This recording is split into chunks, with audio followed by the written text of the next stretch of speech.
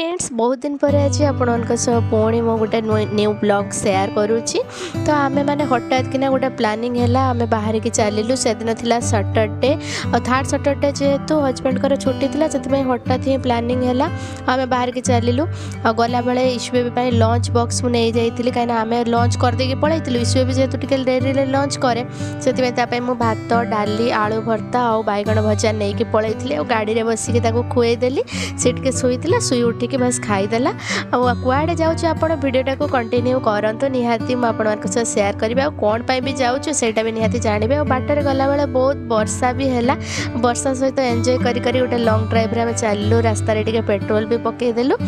कुआड़े जाऊँ आपण मैंने निहाती जानीपारे ये किसी दिन है आम आनिवर्सरी गला आनिवर्सरीटा ना पूरा देह खराब रे बापा माँ छुआ 3 जनकर कटि जाता आपने पुणी थे सेमती भल पाई दिंतु आगक न्यू न्यू वीडियो आसो कौटी जाकि पहुँचलु देखिए लाइक शेयर एंड सब्सक्राइब।